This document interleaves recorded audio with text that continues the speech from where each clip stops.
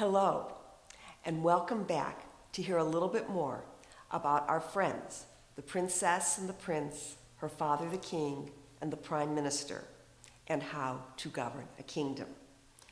Now, when we left our friends before, the prince and the princess had just been married, and I told you that I wanted to be able to say that everyone lived happily ever after from that moment on.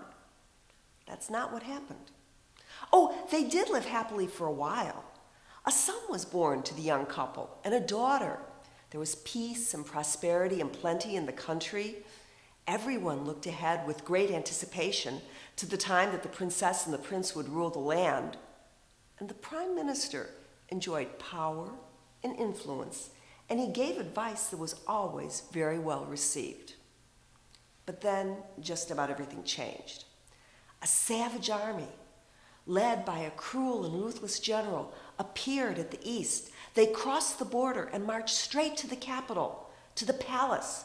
They usurped the royal authority. They sent the royal family and all the courtiers to the dungeon.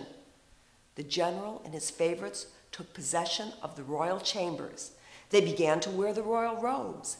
They had the choicest delicacies from the royal larder served at every meal. And they drank bottle after bottle after bottle of the choicest wines and brandies that they could take from the royal cellars. But even so, the general wasn't content simply to usurp the authority and to deplete the palace stores. No, the general was a boastful nature, and he had the whole royal family brought before him so he could scoff in their faces.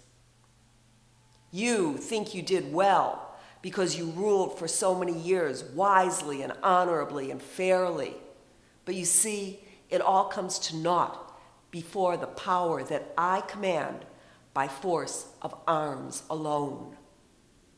Well, the king knew very well the difference between the power to take and destroy and the power to create and give. I beg to differ, my lord. There is much to value in wisdom and judgment.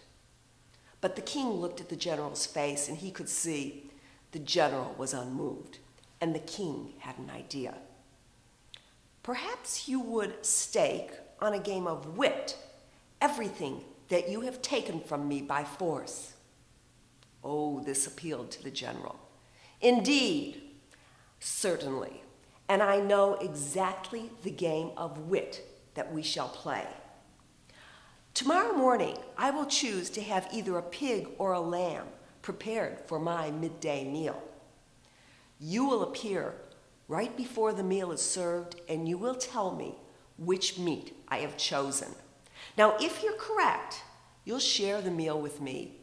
And when it's done, I'll return everything to you, and I'll take my army and lead them far, far, far away, never to return again. But if you're wrong, you'll see that your so-called wit leads you back to bondage and to perpetual misery. And since I'm a fair and generous and even a sporting fellow, I'll give you an advantage. The general gestured at his two lieutenants. They were identical twins who always attended him. Each of my lieutenants will know which meat I have chosen. Now, you can ask them questions, any questions you like, and they will be bound to answer you. However, you can ask only one question and receive the answer to it before you give me your prediction. Well, the king listened to the general. He heard him out, but the king was of a skeptical mind. Oh, I have no doubt that if I predict wrong, you will punish me, as you have said. But what if I'm right? How do I know that you'll really return to me everything that is mine? You have my word on my honor. Well, the king didn't really know what to make of the general's word or his honor, but it didn't matter because he did not have a choice. He accepted the general's terms. And as the royal family was being returned to the dungeon, well, the general spoke once again. You can see how similar my two lieutenants are. You should know as well how they differ. One of them always, unfailingly, speaks true. His twin brother always unfailingly lies. I don't suppose that you will know which one you're speaking to. Well, that certainly puts the king and the royal family in a pickle, and that's where we're going to leave them for a while. Thank you.